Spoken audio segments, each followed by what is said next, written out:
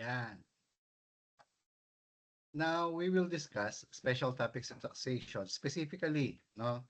Dito lang tayo sa taxation under the Local Government Code and some special topics regarding Magna Carta for senior citizens and PWDs, no, related to um, special additional deductions, no, allowable itemized deductions based on special law. Okay, pero supposedly dapat nasa deductions from gross income yon, but regardless, we'll cover them now, no, para at least wala namang mawawala. So let's talk about taxation under the local government code. So we're talking about na local tax here. Remember, as to kind and authority. Ang tax natin is national, as to kind. National tax at saka local tax. The national tax covers donors tax, income tax, VAT, excise tax, percentage tax, uh, estate tax, documentary stamp tax, and other taxes as may be imposed. So ito, mga local tax tayo dito. And remember, the national is covered by the national, which is the BIR, local. Ito na yung mga local government units natin. So, ito tayo. What's the overview, no? The basis of my discussion here would come from the CPA licensure examination, taxation syllabus. Ito lang yung hinihingi, ito lang yung bibigay natin sa iyo. No more, no less. Okay? So what is the basis of taxation? Why do we have the local government code? So under the 1987 Constitution, specifically Article 10, Section 5, nakalagay dito, each LGU shall have the power to create its own sources of revenues and to levy taxes, fees, and charges. Okay, remember, the legislative department has the sole power to impose tax. Exception, they can delegate it under the sa local government by enacting local government code kasi nga nakalagay yan sa constitution natin. Okay, such taxes, fees, and charges shall accrue exclusively to the local governments. Sinong kawawa dito? Taxpayer na naman. Biruin mo, if this is you are the taxpayer, you need to pay tax to the BIR and you need to pay tax again to the LGU. We're talking about income tax here. We're talking about business tax here. And all other taxes, Kasi meron pa tayong ano, 'di ba? Doc stamp. Oh, tapos dito, meron pa tayong permits, mayor's permits, meron pa tayong local business tax, meron pa tayong other charges, etc. Kawawa si taxpayer. But anyway, because of the enactment of RA 7610, which is the Local Government Code of 1991, nagkaroon ng power ngayon ang local government unit to impose tax. Okay, because of that power, delegated power to create its own resources or sources of revenue. Now, pag-usapan naman natin to, scope and types of local taxes. Tandaan mo ha, itong province, cities, municipalities, and barangay, ang tawag dito, territorial, or political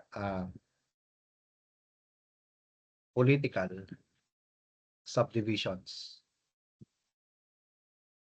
Ang mga ang ating territorial political subdivisions basically comprises of the province, okay, cities. Ang city, dalawa. Isang highly urbanized city at saka isang independent component city.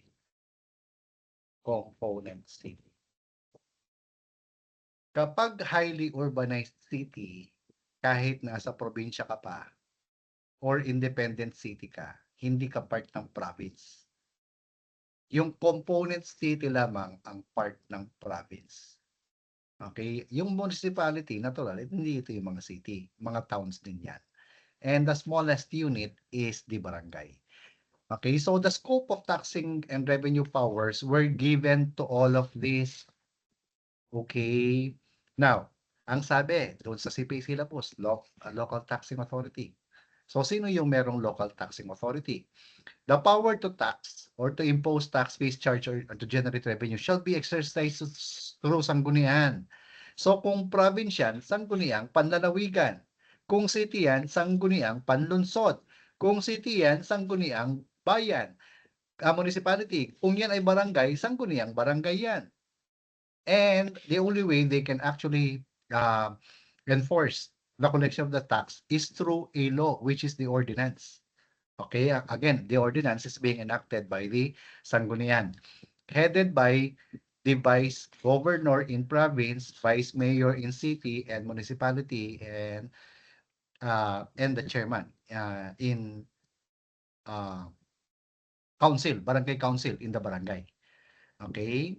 So tapos dito may sangguniang yung mga board members, sangguniang panlalawigan, sa city o municipality, sangguniang bayan or sangguniang panlunsod, tapos sa barangay naman, sangguniang barangay. Sila yung sanggunian that comprises the sanggunian. Now, scope of real property tax. Dito muna tayo. Ang hinihingi lang kasi sa CPA syllabus is this. Okay? Ang hinihingi lang, real property and local business tax. So, scope of real property taxation. The administration, appraisal, assessment, levy, and collection of real property tax. So, ito ang scope. So, somebody will administer, somebody will make the appraisal, somebody will make the assessment, which is the treasurer, somebody will levy, which is the sanggunian, and somebody will make the collection, which is the province itself, the governor, the mayors in cities, municipalities, and the barangay chairman or captain in the barangay. Okay, so ano yung mga fundamental principles related to the imposition of the tax? Aba, tignan natin. Ang valuation ng real property should be fair market value. Ang classification should be based on actual use. Tatandaan mo to ha, mamaya meron akong kwento dyan. Dapat uniform ang classification within each local government unit. Kaya nga we have the local government code. Hindi pwedeng private. Sanggunian yan. Non-delegable power yan. And the appraisal and assessment shall be equitable. So basically, based on equity. Okay? So practically same with the national, yung general principles of taxation natin. Which is equitable equity. Now, real property tax tayo. Appraisal. Lahat ng real properties, whether taxable or exempt, shall be appraised based on current fair market value. Ang current fair market value is the assessor's fair market value, and that is prevailing in the locality where the property is situated. Yung isang building, iba ang halaga sa isang city, sa isang municipality, kasi iba-iba naman talaga ang valuation yan per locality. Natural, probinsya, at saka yung sa city, magkaiba yan. Okay, the DOF shall promulgate the rules related to the classification, appraisal, and assessment of real property. Okay? Bakit Department of Finance? Kasi dito, sila yung nag-govern sa Bureau of Local Government Finance, BLGF. Okay, mamaya explain natin sa iyo itong BLGF na to. Now, these are the classifications of properties, classes of real property for assessment purposes. Ito, residential, natural, ito yung mga bahay-bahay natin. Agricultural, mga lupain na for agriculture, commercial, industrial, iba ang industrial, iba yung mineral. Kaya nga miniminin. At saka meron mga special. It is the sanggunian who has the power to classify the lands in accordance with their zoning ordinances. Tandaan nyo ha, sanggunian ang nagka-classify. Itong lupa na to, convert natin to commercial, convert natin to industrial. Sila yan. It is not the assessor. Si assessor, siya lang yung nag-assess. Pero classification, sanggunian. Ordinansa, sanggunian. Okay, these are the special classifications. Di ba sabi natin special? Kapag ang mga lupa, buildings, and other improvements shall be classified as special if actually, directly, exclusively. Actually, directly, exclusively. Kapag yan ay for hospital, cultural, scientific, local water districts, GOCC, nagre-render ng essential governmental or public services, supplying water and or generation, transmission of electric power, special na classification. Okay? Now, we mentioned already under the fundamental principles that the basis of the classification should be actual use. So, whenever we say actual use, literally, the classification, valuation, assessment shall be based on actual use regardless of where located. Anong ibig sabihin yan? Kasi ito, meron akong nakitang materials, halimbawa, kwento natin. Halimbawa, ito yung daan. So, merong mga establishments dito, establishments dyan, may bahay dito, establishment doon. Ayun ang mga establishments. Okay, commercial area na to, commercial area. Commercial area yan. Tapos may bahay dito. Yung materials na nakikita ko, yung bahay, since commercial na raw yung area, ginawa niyang commercial to kahit residential yan. Mali. Iba ang BIR rule. Sa BIR kasi, kapag binenta mo yung bahay, nasa commercial area, ang tawag dyan, yung, nalimutan ko na tuloy yung tawag, predominant, predominant use. Okay, kung almost commercial na lahat yan, ititreat ni BIR yan as commercial. BIR yon. Pero kapag local, hindi pwedeng gamitin yung sa BIR kasi ang nakalagay sa local government code natin, actual use. So kung ito ay bahay, magiging residential pa rin yan, RR, hindi yan pwede maging commercial. By the way, kaya ako tinawag RR ang classification sa BIR, A ang agricultural, CR ang commercial, I ang industrial, M mineral, S yan. Okay, yan ang mga classification for BIR purposes. So, hindi pwede. Again ha, pag BIR, pwedeng i-commercial to kasi commercial area na yan. Pero for local, hindi pwedeng gawing commercial ang isang residential because the basis of the valuation is the actual use. My God. Okay, basic. Kahit saan pa daw located yan. Kahit nasa gitna ka pa ng city. Kahit sino ka pa. Halimbawa, Manny Villar, bahay niya to. Developer siya, Camellia Homes eh. Kahit na bilyar ka pa, ay kung pabahay yan, edi residential yan. And whoever uses it. Okay? Now, sino yung merong power to levy? Remember, levy is the imposition of the tax. The levy can be made by the sanggunian. A province, city, or municipality within the Metro Manila area may levy an annual ad valorem tax. So, yung real property tax pala, ad valorem tax yan. Meaning according to value. Okay? Such as land, building. Oops, sir, bakit may machinery dyan? Ganito yan. Yung mga machinery rito, ito yung mga malalaking machinery na more or less permanent in nature. Kumbaga, pero malaking machinery, yan ay inattach sa lupa to make it permanent. Subject na rin yan sa real property tax kahit yan ay isang personal property. Another example, alam niyo yung mga sa gasoline station, yung mga service center nila, yung mga mekaniko, okay, na gumagawa ng sasakyan. Mekaniko nga, no? 'Di ba yung lift, the machine that they use to lift the motor vehicle, that's a type of machinery attached to the soil, more or less permanent in nature, that is subject to real property tax. Another improvement like halimbawa, mga bakod, swimming pool, ayan kasama yan diyan na hindi exempted. Okay? Yan ang itatax ng sanggunian natin. Now, under this Sagip-Saka law, the structures, buildings, and warehouses utilized for storage of farm inputs. So, silo ang tawag din natin dyan, di ba? And outputs of farmers and fishing cooperatives. Exempt yan sa real property tax. Okay, special law yan under Sagip-Saka law. Punta tayo dito. What are the rates of the RPT? In the case of province, at the rate not exceeding 1%. So, kapag probinsya, 1% tayo. Hindi lalampas ng 1%. Tignan mo yung number 2.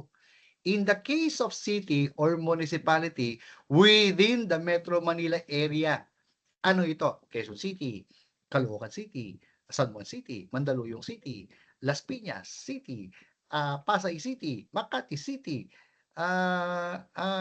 Taguig City, Malabon City, Valenzuela City. Aba, yung mga yan, na mga cities, wala nang municipality dyan. Siyempre, mga city na yan sa Metro Manila area. At the rate not exceeding 2%. So yung mga nasa Metro Manila, highly urbanized city, 2% yan. Alam niyo ba ang ginagawa ng mga LGU, ng mga city? Ginagawa rin nila ng 2%. Ako kino-question ko 'to sa sabi ko, "Bakit kayo 2%? Galing ba kayo sa Metro Manila area?" Yung ibang review materials 'no, kapag city ginagawa nilang 2%, basahin mo yung local government code. Ito yung nakasulat in the case of city within the Metro Manila area. Yung city niyo ba within the Metro Manila area? If not, dapat nasa provincial 1% dapat ang real property tax. And the basis is assessed value. Okay, so kailan ba natin binabayaran ang RPT? Tax period, unless otherwise provided in the LGU. Tax period, fees and charges shall be calendar year. Calendar year lang tayo, January 1 to December 31. Puwedeng bayaran 'yan in installments. So, ibig sabihin, first, second, third, fourth. Siyempre hindi practical 'yan. Kaya ang pagbabayad nito, minsanan lang. Okay, bayaran mo na ng isang beses dahil baka malimutan mo pa, may penalty pa yun, eh. Now, alam mo ba, bukod sa real property tax, either 1% 'yan or 2%. Meron pang dagdag, ano rin 'yan, yung SEF na tinatawag, Special Education Fund. The rate is 1%, 1% of the real property tax. Okay, in addition to the basic real property tax. Saan gagamitin itong SEF na 'to? Natural, sa education. Kaya nga ito yung isang example natin sa general principles in taxation, 'di ba? Special purpose. 'Di ba? Ang primary purpose, primary collection. Minsan nag-i-impose tayo ng tax secondary. Ang purpose, example, to regulate, 'di ba? To regulate. 'Di ba? Yan ang mga ano natin, to regulate, minsan compensatory, minsan special. So kapag sinabing special, yun lang ang intended purpose, like the SEF. Okay? Ito pa yung isang di ko maintindihan sa ibang mga materials, eh. Alam niyo, sa tunay na buhay, hindi tayong mga accountants ang nagko-compute ng mga real property tax, my goodness. Ang treasurer yan, eh, ang nag-aano niyan. Pero siyempre, hindi natin ginagawa yan sa tunay na buhay. They will just, as us, determine whether or not it has basis, and then we pay. Pero we're not the one computing that. Problema mo lang 'to kung number one, ikaw yung nagtatrabaho sa LGU. Pero kung di ka naman nagtatrabaho, kaya nga sa akin, again, nice to know 'tong mga 'to. Pero kung magpa-compute ng real property tax yung ibang mga review centers 'no, wagas. Yan ba yung gagawin natin? Hindi naman.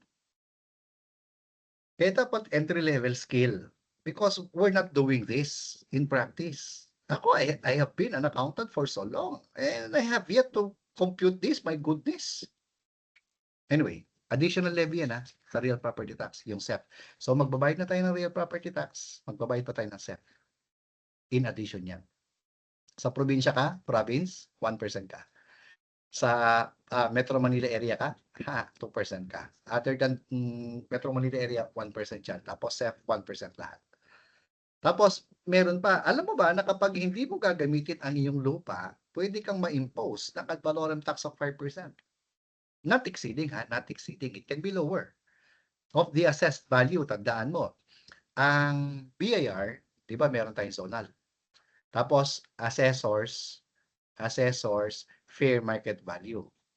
Okay, iba ang fair market value, iba ang assessed value. Dalawa yan, makikita mo yan sa tax declaration. Magkaiba yan ha. So kapag sinabing assessed value, ito yung basihan ng real property tax. Assessed value, ayun no. Assessed value, assessed value, assessed value, assessed value. Ito yung gagamitin, hindi yung fair market value. Okay? Sir, bakit merong uh, uh, idle tax? Idle tax on lands. Para gamitin mo yung lupa mo. Pero sa province, this is not very common. Why? Imagine if I'm the mayor, I'm the vice mayor ng Sangguniang, they will collect the necessary, they will collect the corresponding idle tax on idle land. Hala, hindi na sila iboboto. Kaya sa probinsya hindi masyado. Pero in Metro Manila, meron pa ring naniningil nito. Let me just share with you my experience. Halimbawa, this is my um, land in Quezon City, 'no. Eto lang yung bahay ko. Ayan, ayan yung bahay. Eto yung gate, ayan ang gate. Nung pinagawa yung bahay, yung Quezon City assessor nagpunta rito nung matapos na yung bahay. Tapos, merong ano, for the issuance of tax declaration 'to sa land and building and of course sa valuation. Nung tinignan ko yung listahan ni assessor, nakita ko merong idle tax 5%. Sir, sabi ko, di, di pa ako teacher nun ha, bago-bago pa lang akong teacher. Tsaka wala pa yung local government code taxation sa CPA syllabus. Sir, sabi ko, ano po itong 5% na to? Sir, kasi ito po hindi niyo po itong party na to, hindi niyo po ginagamit yung party na yan. Idle po yan. Meron po yung idle tax. Ano po ba? Sabi ko, pwede ba kami magpa-reassess? Sabi ko, balik ka after 2 weeks. Sabi niya, okay lang po. So, ang ginawa ko, ayun, lagyan ko ng gazebo, lagyan ng, ano dyan, ah, mga halaman, paggawa ko ng basketball court dyan. Basketball court. Okay. Tapos, nagpagawa rito ng parang lutuan. Tapos, nung pagbalik niya, tinanggal niya to. O sabi ko sa sarili ko, ito pala yan. Okay. Other important considerations that we have to remember in real property tax. Okay, date of accrual, every year yan, January 1 up to December 31. Tandaan nyo ha, merong preference of credit ang gobyerno. So which means if the land is mortgaged to another person and there is an unpaid real property tax, the government has preference of credit because it constitutes as a lien on the property, which is superior to any other lien, mortgage, or encumbrance. Okay, collection of the tax, si treasurer ang nangongolekta ng real property tax, hindi si assessor. Okay, payment of real property tax, pwedeng installment yan. Ang installment is on the last day. Okay, so kung ano tayo, first quarter hanggang March 31, second quarter June 30 hanggang last day ng uh, uh, quarter. Okay, mga kapatid, equal installments yan ha, 4 equal installments. But again, in practice, no, it's better that you pay one time. Dito na lang magbayad ka na dahil baka makalimutan mo pa. Ano pang meron dito? Alam nyo ba, yung sanggunian, pwede silang magbigay ng discount for advance prompt payment. Okay? The basic real property tax and the SEM, pag binayaran ng advance, based on the schedule of payment given by the sanggunian related to the discount, pwede silang magbigay not exceeding 20%. Ako, kapag merong ganitong discount on for advance prompt payment, ay avail. Kasi kung halimbawa 10,000 yan, 2,000 din yun. Diba? Kapag hindi mo binayaran ang real property tax, interest will accrue. Sa BIR tayo. Meron tayong surcharge, meron tayong interest, meron tayong compromise penalty. So dito naman sa LGU, meron tayong interest. Okay? Ang rate is 2% per month. Kung magkano yung basic, pareha sa BIR. Until delinquent tax has been paid. Pero yung 2% na to, BIR 6 or 12 ha, ang 2% na yan, maximum of 36 months lang yan. So, ibig sabihin, kung 10 taon na yan, 36 months pa rin. Parang technically 3 years lang. Okay? Prescriptive periods within which to collect real property taxes. Ang LGU can assess 5 years from the date they become due.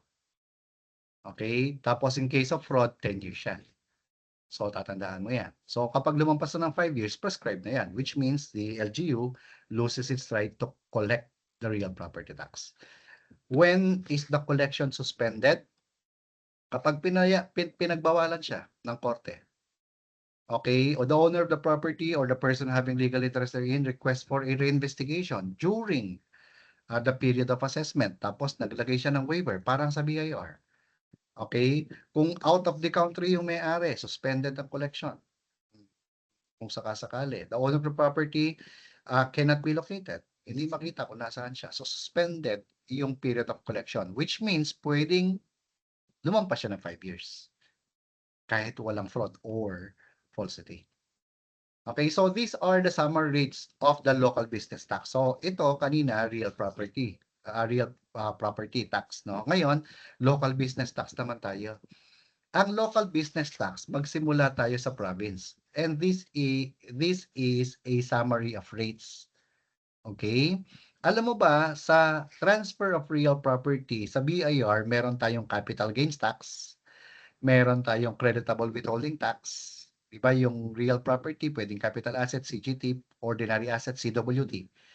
Kapag merong donation, donation ha, sale or donation, meron tayong donor's tax. BIR yon. Bukod sa BIR, meron pala tayong babayaran sa probinsya and the rate is 50% of 1%, which is basically the higher of the gross selling price, zonal value, lalagyan ko ang asterisk, at saka assessors fair market value. Okay? So, kung alin ang mataas dyan, so halimbawa, ito 10 million, ito 5 million, ito 3 million, ito times 50% of 1%. So, i-multiply mo ng 1% times 50%. Yun ang tinatawag na transfer tax sa LGU. Magbabayad pa pala tayo. Now, ano tong asterisk na to? Some review centers, textbooks would interpret, hindi kasama to yung zonal value dyan. Kasi ang nakalagay lang is gross selling price at saka yung fair market value. Yung fair market value, hindi binanggit kung ano fair market value. So the assumption is, it's the fair market value by the assessor. Okay? Now, why did I include zonal value here? Because in practice, I was able to process transfers of properties countless of times already. And I have seen the province using as basis the zonal value. Tandaan nyo, galing ito sa ordinansa ng Sangguniang Panlalawigan. Eh kung nilagay ng Sangguniang Panlalawigan kasama yung zonal value, alam nga namang i-exclude natin yan. So I'm basing this based on practice. Okay? So the rate is 50% of 1%. Now, kapag ito naman printing publication, no? Bago ka, ayan ang rate. Based on capital, existing ka every year, 50% of 1%. Franchise tax ka, hindi ito yung mga hindi ito yung Jollibee or McDonald's. Ito yung prangkisa na ini-issue ng sanggunian. Bago ka, ayan yung rate. Existing ka, ayan ang rate. Ikaw ay San Gravel. Okay, remember ordinance, the permit is through an ordinance issued by the Sangguniang Panlalawigan. Ang rate ng local business tax is 10%. Ang sharing, eto, tignan mo, kung nakakolekta ng 10 million yan, 30% sa probinsya, 30% sa city or municipality, barangay 40%. Kaya pala minsan, kapag mga kwari-kwari, grabing yaman ng mga barangay captain at saka mga konsihal. Bakit 40%? Paano pag hindi pa nililibro yan? Hindi yan ini-issue ng mga resibo? Diyos ko po!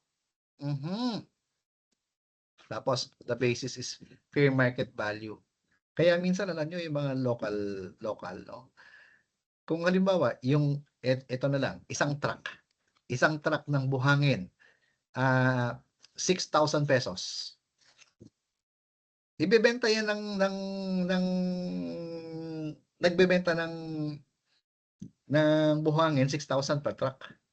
Yung maliit lang yun, 6,000 ba niyang binili yan sa nagkukwari? Hindi. Binababaan pa yan para mababa itong babayaran. No? Dami talagang mga kalokohan talagang mga Pilipino. So anyway, ayan ang kwento. O tapos, professional tax. Ito yung binabayaran natin. Pag accountant ka, doktor ka, mga professional body, architect ka, engineer, abogado, mga licensed Deadline yan, birthday ko, January 31. Ang binabayaran, not exceeding 300 pesos. It can be lower, pero I have not seen any LGU collecting less than. Each profession yan. So, kung halimbawa CPA ka na, architect ka pa, doktor ka pa, hala, tigti 300 bawat isa. Okay, yung mga government employees, exempted. Kosa Tapos, amusement tax. Sino yung mga amusement tax? Eh, di yung mga amusement place. Tignan mo, kasama rito yung hindi kasama, exclude. Yung mga swimming pool, hot springs, tourist spots, spa, function halls, hindi yan mga amusement place. Parang sa ano natin, business tax natin, sa other percentage tax. Tignan mo, 10% based sa gross receipts. 50 ang munisipyo, 50 ang probinsya. Okay, biruin mo sa BIR 18% na ang amusement tax sa mga clubs, sa mga kung ano-ano. O di plus 10% pa, 'di ba? Grabe. Hmm. Tapos delivery truck, van, fixed tax to 500 per truck or per van. Mamaya i-clarify natin bakit may asterisk. Okay? So, basically, it's this is the summary of rates. So, hindi ko na i-expound pa 'to kasi ito naman ina-assess lang naman 'to ng, provincial. Puwede mo lang tignan kung tama 'to o hindi, kasi meron naman listahan 'yan. So, I'm not going to like expound on this. Ang kailangan mo lang malaman eto, tandaan mo 'yan. 'Pag mga bago pare-parehas ang rate o 'pag existing na 50% of 1%, 50% of 1%, madaling tandaan 'to. Kaya para sa akin, alam niyo dapat, nice to know mga rates, alam mo dapat. Lalong-lalo na 'to, ito, yung transfer tax dapat alam mo 'yan, 50% of 1%. In consideration of the acquisition of the property, so yung consideration dito, yung selling price yan. Or of the fair market value, ito yung binabanggit ko sa inyo, binanggit ba kung anong klaseng fair market value? So ang interpretation ng iba, ng assessor lang daw yan. Para sa akin hindi. Kasi again, the taxation is based on an ordinance. Eh, kung nilagay nila diyan kasama yung zonal value, eh, di kasama zonal value. Okay, so ayan, nabanggit na natin yung mga summary. So, I'm not going to delve into this, anymore. Okay, eto, need to know 'to, not exceeding 300, lahat ito na nagpa-practice ng profession, okay, tapos, when you pay, you can, practice your profession in any part of the Philippines, 'no? Notes, employer shall require, totoo ito, alam niyo nangyayari lang 'to, every ano, hiring. Yung first year, halimbawa mag-a-apply ka ngayon sa firm ko, 'no, yung sa isang firm, yung employer nire-require ang mga empleyado, "Oh, bago kita i-employ ha, magbayad ka muna ng professional tax." Pero dapat annually thereafter, ire-require ng employer na magbayad ang professional. Pero the normal practice is on your first year only, ta's bahala ka na sa buhay mo. Yung mga big firms, inaano pa yan, nare-reimburse. Okay, tapos, period of payment, birthday ko yan. Bago ang deadline, birthday ko January 31. A line of profession does not become exempt even if conducted with some other profession, which means if you are an accountant at the same time you're a doctor, but you're not practicing medicine, so bayad ka rin sa medicine. Empleyado ng gobyerno, exempted. Okay, tapos whenever you write, your name, ilalagay mo yung PTR number natin, yung professional tax receipt number. Yun ang ilalagay mong PTR number. Okay, kaya nga tignan mo yung mga audited financial statements, sa pangalan, nakalagay diyan yung PTR number. Okay, because it is required under the local government code just to people, to determine whether or not you have paid the professional tax. Okay, ito yung amusement tax, no? Ng mga proprietors, sila may-ari mismo. Lessee, hindi sila yung may-ari. They just lease the premises and then they operated. Ng mga sinihan, ayan ang mga amusement place. Sinihan, theater, cinema, concert hall, circus, boxing stadium, other places of amusement. Not exceeding 10%. Okay? So, yung mga holding of operas, concert, dramas, painting, art, exhibitions, flower shows, oratorical presentation, wala yan. Exempt ito. Pero kapag pop rock similar concerts, uh, taxable yan. 10%. Okay? Ang share is 50-50. Display or present shows, performance, amusement yan. Kung meron mga performances, hindi kasama yung swimming pools, hot springs, tourist spots. Hindi kasama tourist spots ha. Mga spas, function halls, hindi kasama. exempt itong mga to sa amusement tax. Supreme Court ruling yan. Ito yung mga trucks, mga kapatid ha, gusto kong highlight to kasi again, no, I'm trying to what I do sometimes, materials of other people, dumadaan sa feed ko. Some would ask me questions about them. Ngayon, nakikita ko yung application interpretation by these people. Ano ba yung nakalagay sa batas? Tingnan muna natin. Annual fixed tax for every delivery truck or van off. Kanino van to or delivery truck? E di sa manufacturer or producer, yung mga nagpo-produce, wholesaler or dealer or retailer ng ano? Distilled spirits, fermented liquor, cigarettes. Ito yung mga sin products na tinatawag natin. Sin products na subject sa excise tax or other products as may determined by the Sangguniang Palalawigan. Ang ini-impose na fixed tax is 500 pesos per van. Nakakita ko ng question. Biruin mo pati yung mga kung anong-anong mga produkto na dinideliver daw ng truck. Magkano daw yung babayarang fixed tax? Hala! Kung ito yung sakay, yan ang nakakarga dyan, yan talaga merong fixed tax yan. Pero kung hindi yan yung karga, walang fixed tax yan. Ano ka, hello? Kasi ito lang nakalagay sa local government code. Di tayo galit, ha? Ngayon, anong meron dito? Municipal na tayo, municipal. Alam nyo ba na ang city or municipality can levy taxes, fees, and charges na hindi chinarge ng probinsya. So which means the first sanggunian or the first political subdivision that can tax a taxpayer is the province first, kaya inuna natin ang probinsya. Kaya dapat alam mo na ito yung mga tinatax ng probinsya. Yan. Ayan, ayan, ayan, ayan. Ayan, ayan, ayan. So kapag hindi inassess ng probinsya, pwede na siyang i-assess ng munisipyo or city. Kaya nga naunang exception, oh. Okay? So, tingnan mo pa to. Tax and business. No, the municipality or the city may impose taxes on the following business. Check the section and memorize. Ha, ha, ha. Huwag mong i-memorize. Char lang to. Bakit?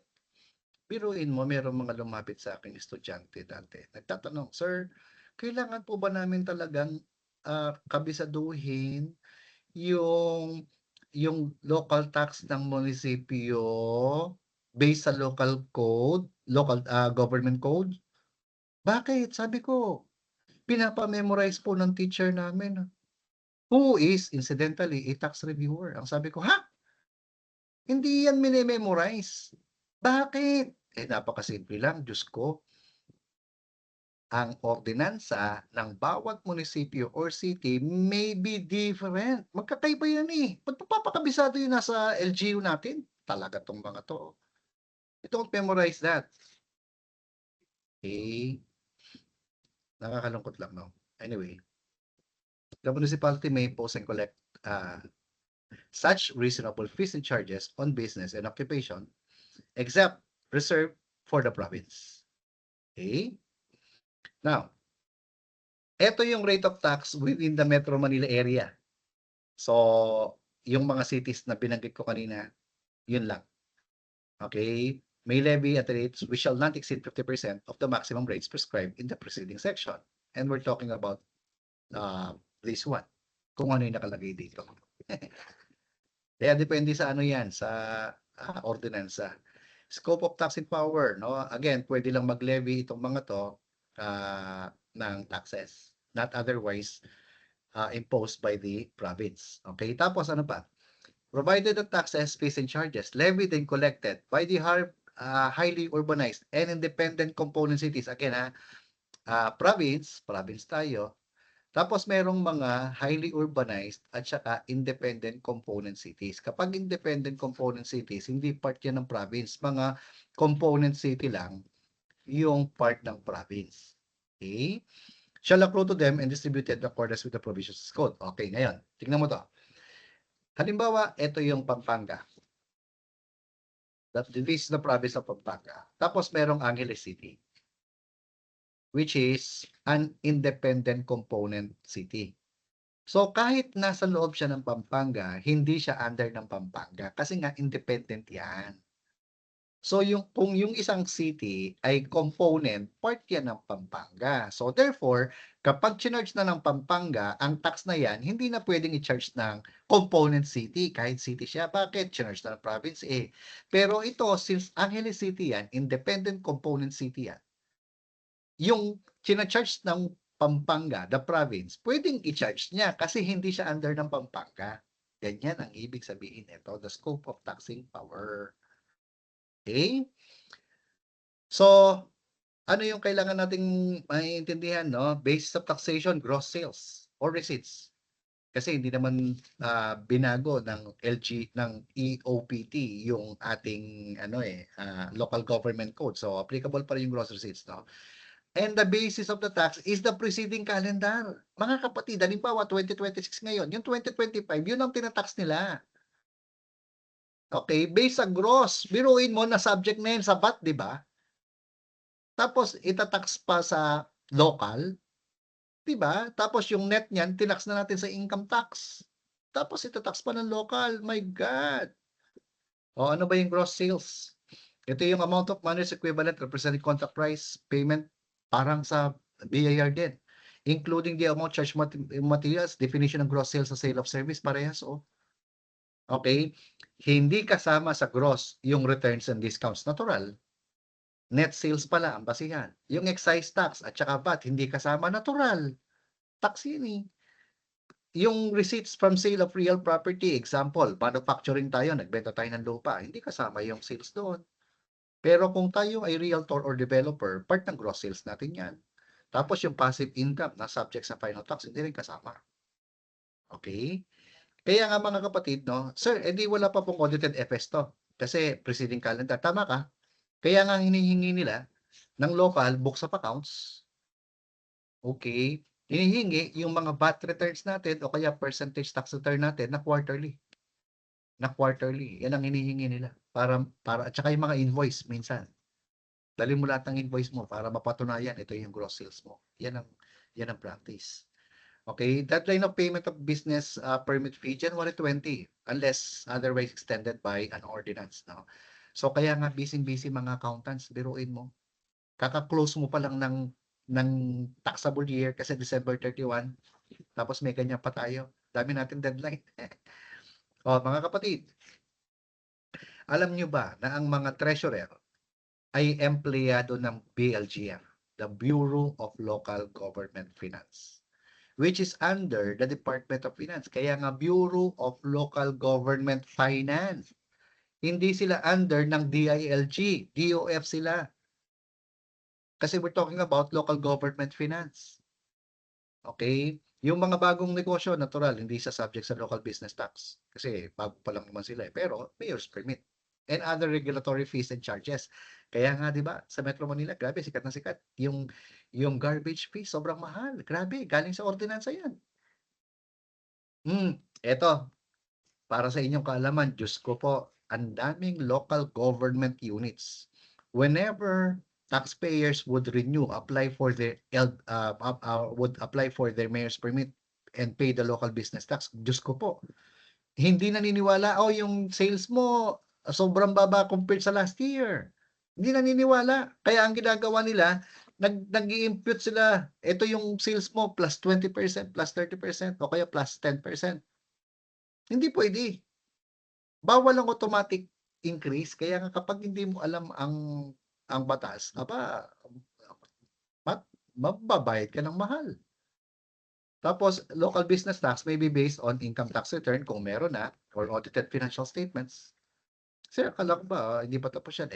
Ano tayo calendar ang local kung fiscal yan, o di may ITR na, may EFS na.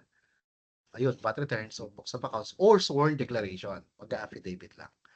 Okay, itong PILA, Presumptive Income Level Assessment Approach, basically, in the BIR, it's the same as practically, no, the best evidence obtainable. Ginagamit ito in computing the local business tax only if the taxpayer hindi mapatunayan kung magkano yung gross sales niya. Kaya parang best evidence obtainable. I-estimate ang gross sales provided the approach is in accordance with the local tax ordinance. Okay? Alam nyo ba, ang local government unit, meron din silang LOA, mga kapatid. Yung mga city, municipality, they also issue LOA, letters of authority, not only the BAR. Why? To effect audit. Okay? Kung sa tingin nila, merong underdeclared ng sales. Tapos, tayo, professionals.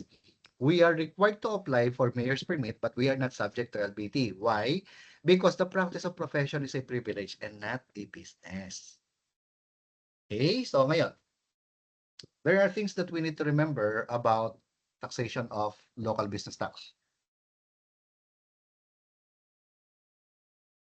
Rule on situs. Okay, sales by head office. Siyempre, parang sa accounting din yan at saka sa tax code. No? Ang sales nire-record natin sa head office. Taxes shall accrue and paid in the city or municipality where the principal office is located. Okay, rule on distribution. City, municipality where the principal office located. Tapos, meron siyang factory, project, office, plant, or equipment. Ibang munisipyo. So, ang distribution, 30% kung saan lang yung principal office, 70% kung nasaan ang factory, project office, plant, or plantation. Mas malaki kung nasaan yung planta. Okay? Exception. In case if a plantation is located at a place other than the place where the factory is located. So, ito yung factory. Meron pang plantation, ibang munisipyo din. Okay, anong meron? The 70%, this one, shall be divided as follows. 60% nung 70% doon sa kung saan yung factory is located. Yung 40% ng 70%, yan ay kung saan yung plantation is located. Okay? So, parang ganito yan. 100,000 ang babayaran na LPT. Yung head office, nasa City 1. Yung factory, nasa City 2. Yung plantation, wag muna factory. Ano muna tayo? Okay. Factory. Ayan, ano dito na. Factory, plantation.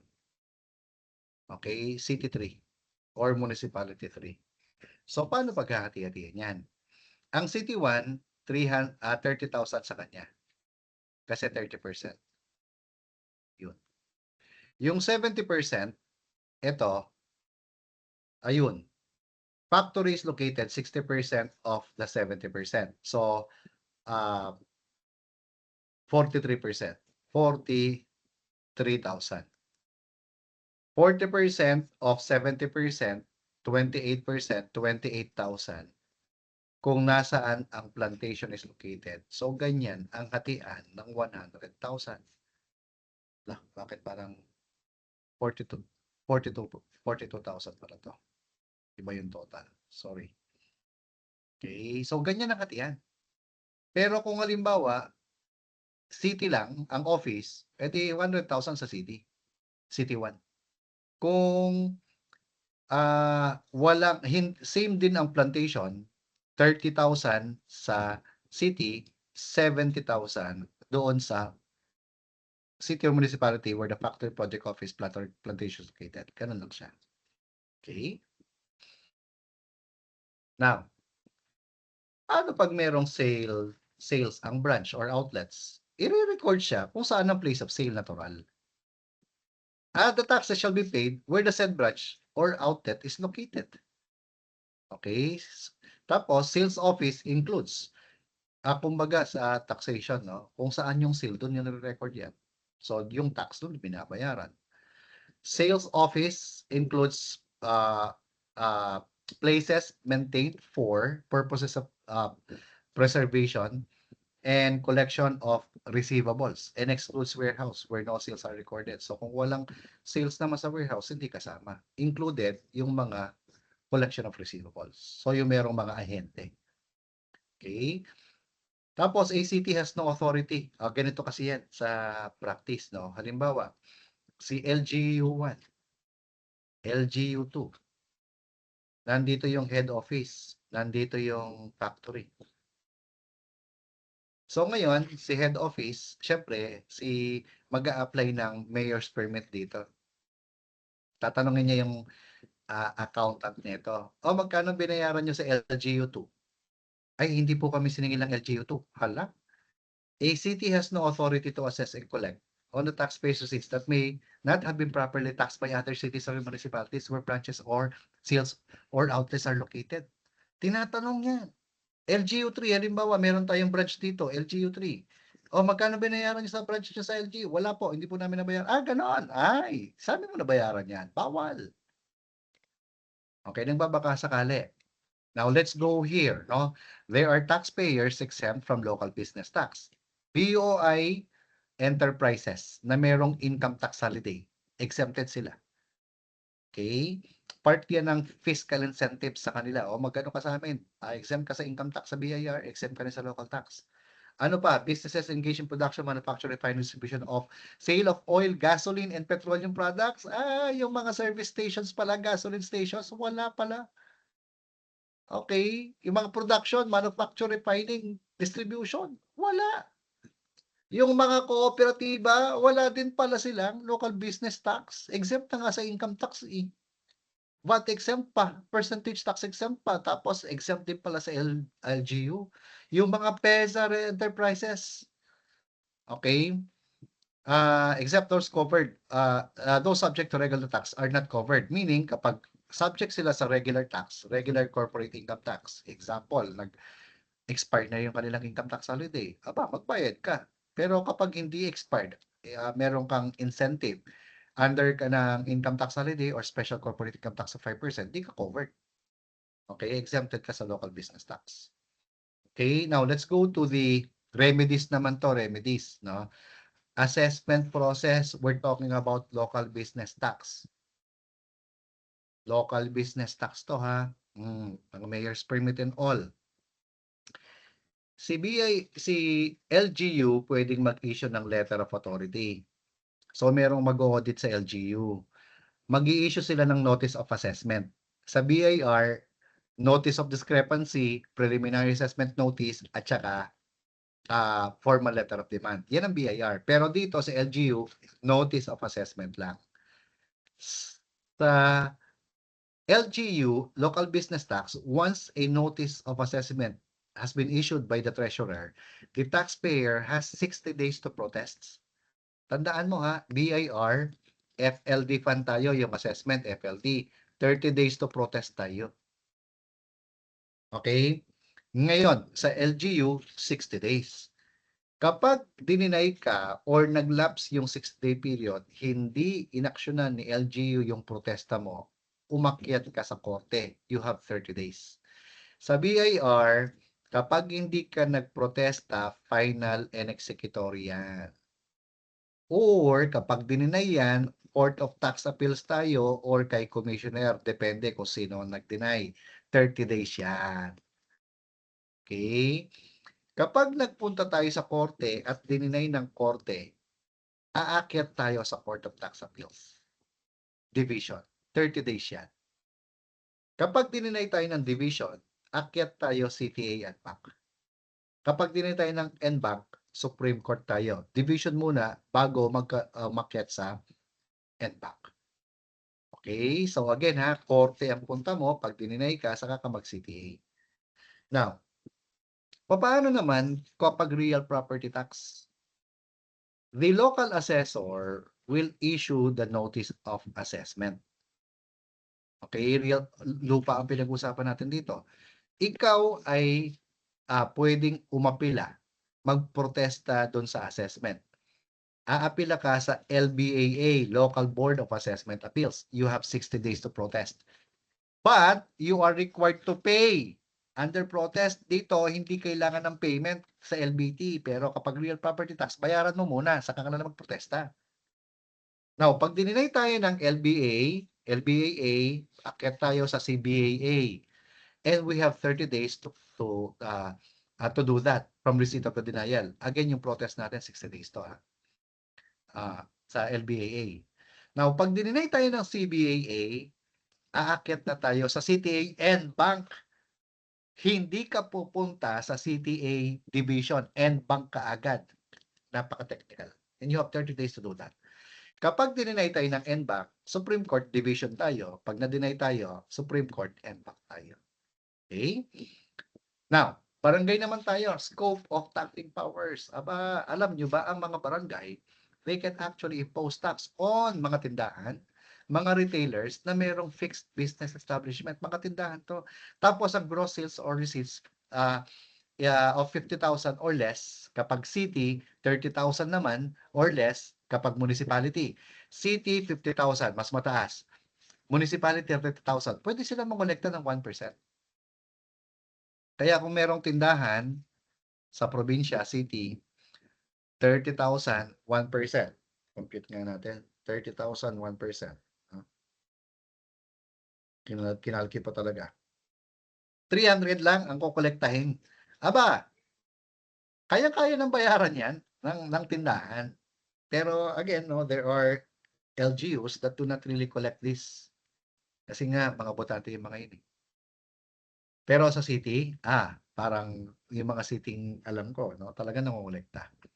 Tapos alam nyo ba, the barangay can actually charge service fees. Reasonable service fees. For services rendered in connection with regulation or the use of barangay-owned properties or service facilities such as yung mga dryer.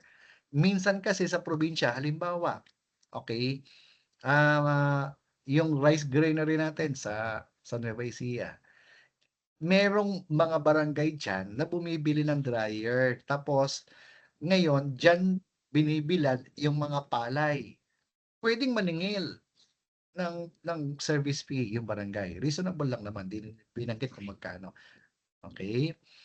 Tapos, ang barangay clearance, siguro more or less, alam mo na to. Minsan may bayad, minsan walang bayad. So, it depends upon the barangay. But, in relation to the application of local business tax, no city or municipality will issue the necessary permit unless a barangay clearance has been presented by the business establishment to the LGU. Okay? Kailangan mandatory, isa sa mga requirements ng application ng mayor's permit or the local business tax, yung barangay clearance. Bakit? Para somehow, kasi kung hindi require barangay clearance, hindi na pupunta ng barangay ang mga establishments. Hindi na magbabayad para at least may pera yung barangay. Okay, the barangay may impose a reasonable fee. Some I see 500 pesos, merong 1,000, merong 5,000. Okay, the application for clearance shall be acted upon within 7 working days. Kapag hindi yan in-issue, the city or municipality may issue the said license or permit. Okay? Tapos other fees and charges, alam mo ba na ang barangay ay pwedeng mangolekta ng fee. Saan? Doon sa mga commercial breeder na mga panabong na manok, pati sa mga sabungan. Ano pa? Sa mga recreation places which charge admission fees, halimbawa, yung mga swimming pool na merong entrance fee, pwedeng mangolekta. Yung naglalagay ng billboard, signboard, neon signs, outdoor advertisements. Okay, Inday, sari-sari store. Aba, pinaskill mo yan. Aba, pwede kang sigilin. Magkano? Reasonable fee lang naman kasi nagbabago nga yung fee. Okay, so ano pa yung mga kailangan nating matutunan about local business tax? Payable for every distinct establishment where the place of business or tax is conducted. And one line of business that not become exempt by being conducted with some other business. Halimbawa, ikaw ay restaurant na, ikaw ay quarry operator pa. Magkaiba yung tax na yan. The tax on business must be paid. by the person conducting the same. Pero kung ikaw ay nag-ooperate ng 2 or more businesses, same rate of tax yan, iko-combine lang yan ng political subdivision natin. Tapos ia-apply din yung same rate. Okay? Pero kung ikaw ay nagka-conduct ng 2 or more businesses, different rate of tax, natural, separate ang taxation niyan. Depende kung ano yung applicable rate dun sa negosyo. Okay. This is another item which I cannot fathom in relation to the practice of some teachers, no? Especially mga reviewers. Bakit? My God!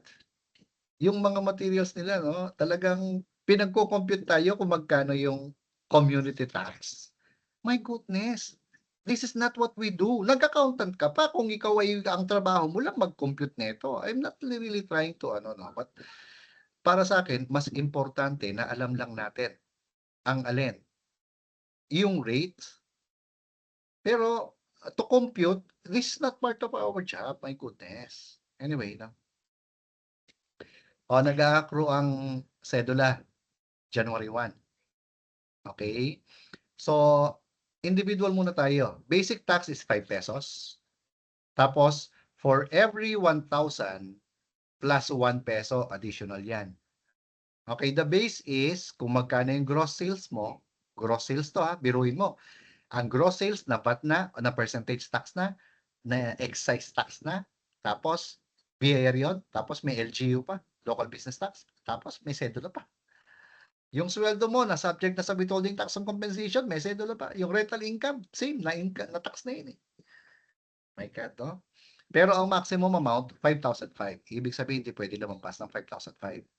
Kapag non-individual naman, the basic tax is 500 and the rate of additional tax is for every 5,000, 2 pesos. So, i-divide mo ng 5,000 yung total income times 2. Okay? Nang alin? Assessed value ng lupa mo. Tapos yung gross receipts sa negosyo, and it includes dividends. But the maximum amount is 10,500. Okay, so who are the persons liable? Okay, individual tayo, and time of payment, at least 18 years old. So kung 17 ka pababa, exempt ka pala. Regularly employed, at least 30 consecutive working days. Or engaged in negosyo ka or practice of profession, o kaya may pagmamayari kang lupa. Tapos ang halaga niyan, more than 1,000. Or you are required by law to file income tax return, pero ngayon hindi na re-require na BIR ang sedula sa filing ng ITR. Okay, ang payment without interest, January 1 to last day February. So, ibig sabihin, February 28 tayo. Kung merong leap year, February 29. Exempt yung mga diplomatic representatives at saka transient visitors, yung mga turista natin. Pag non-individual naman, no matter how created or organized, parang sa income tax, whether domestic or resident, basta ikaw ay may negosyo rito, required ka. Now, if you are already an existing business, you can pay without interest. Okay, last day February. So, ibig sabihin parehas, February 28. Okay, now, kapag bago ang negosyo mo, first quarter, within 20 days. So, April 20 ang deadline yan. Second quarter, hindi binanggit. Third and fourth quarter, dito ka nag-register, halimbawa, July, August, September, October, November, December, diyan ka nag-register. Wala kang babayarang sedula. Okay? Now, venue of payment, kung saan ang principal office natin, doon tayo magbabayad na LGU. Time of payment, binanggit na natin, yung first 2 quarters, okay, shall be liable to the community tax for that year. Hindi lang clear doon sa second quarter kung kailan babayaran. Ito. Okay, not clear in the BLGF memo, Bureau of Local Government Finance. Tapos, kapag July 1 ang registration mo, bagong establishment ka, wala kang babayaran. Kapag na-late ka, 2% per month yan, maximum of 36 months, no? Parang yung kanina. Compensation is excluded in computation of community tax. Pero dito talagang sinasama talaga siya yung mga salaries. Ang gulo, no?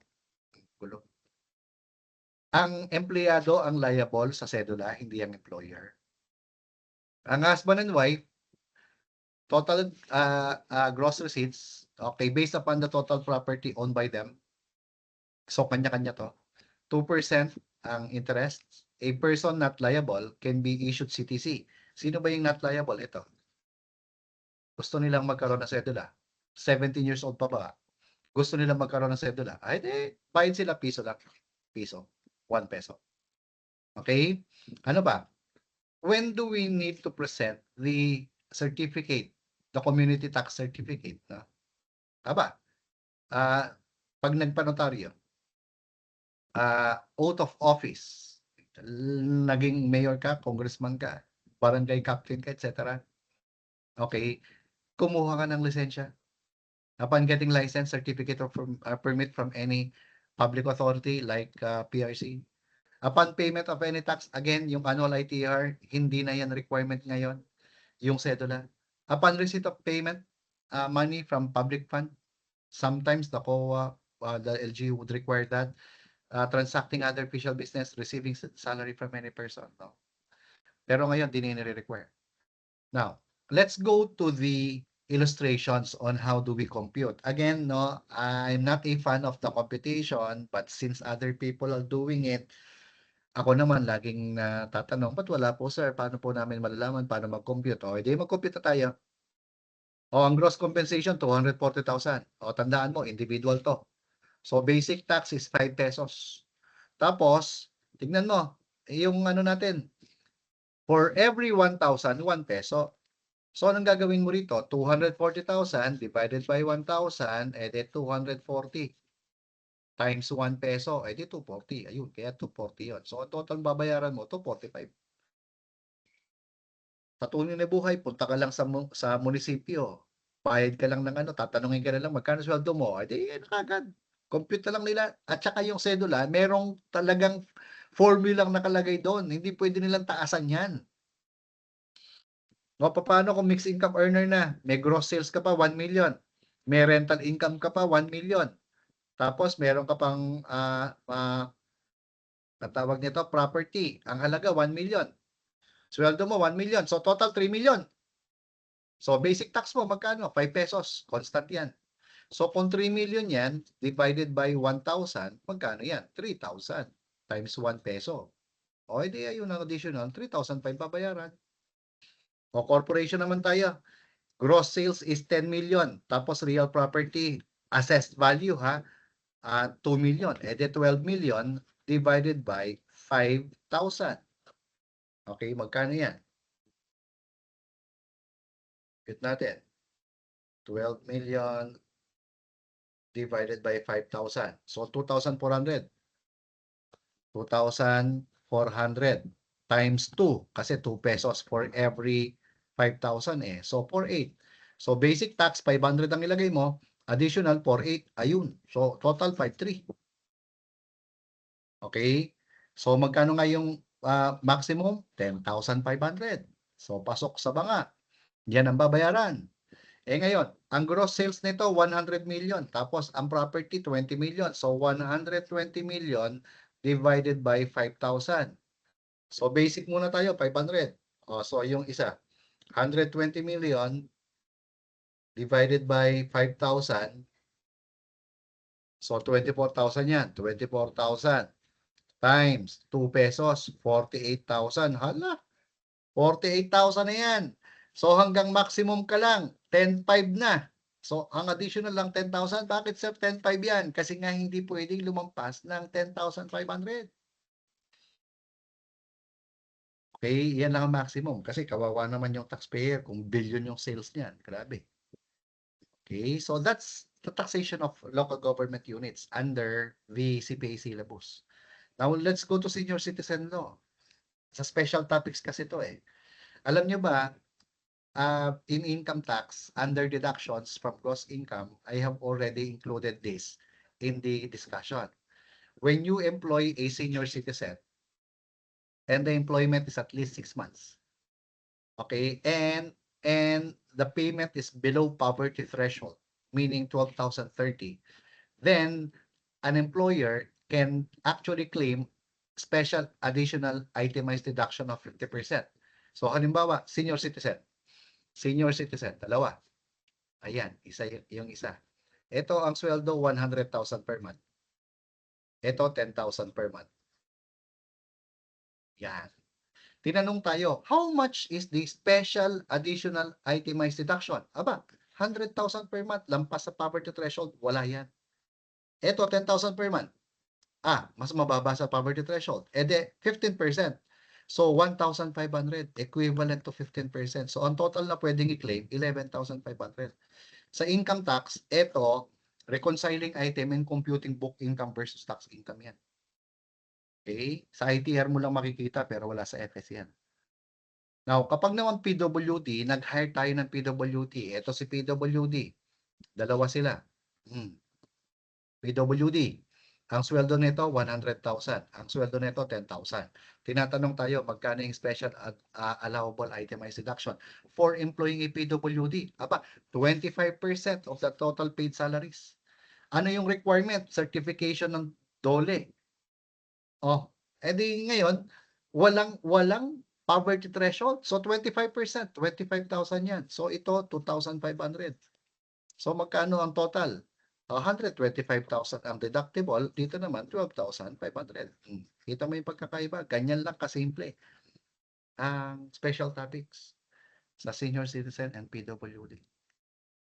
So basically, yan ang sa salaries. Kapag PWD, mga kapatid, at ang isang business establishment improve or modify their physical facilities to provide reasonable accommodation for PWDs, plus 50% yan. Okay, example ng reasonable accommodation. Mga kapatid, hindi kasama dito yung yung daanan sa mga establishments ng tawag nito, yung wheelchair na daanan, 'di ba? Hindi kasama yan dyan. Example ng reasonable accommodation. Ito yung ating building, 2 floors lang yan. So, stairs lang tayo going to there. Stairs lang, ayan, stairs. So, it's not practical for us to have an elevator nor an escalator. Pero there are seniors, PWDs that basically needs to go to the second floor and you see them na nahihirapan. So, ang ginawa mo, nagpatayo ka ng lift specifically for seniors, PWDs. So, ngayon, you spent, let's say, 500,000. Ang tawag dyan, reasonable accommodation. So, which means, bukod sa actual deduction of 500,000 plus 50% pa. So, meaning 250,000 sa total deduction mo, 750,000. This one is special allowable itemized deduction, which is a special deduction under special law. Actual yung 500,000. Okay, so, ayan. Pag tinanong ka magkano yung total deductible, 750. Pag tinanong ka magkano yung special allowable, 250 lang. So, that's special topics. So, ayan, sana, little by little, we get hold of our understanding of taxation, not only income tax, but also on business tax and other special topics. Okay? So, ayun. Bye-bye.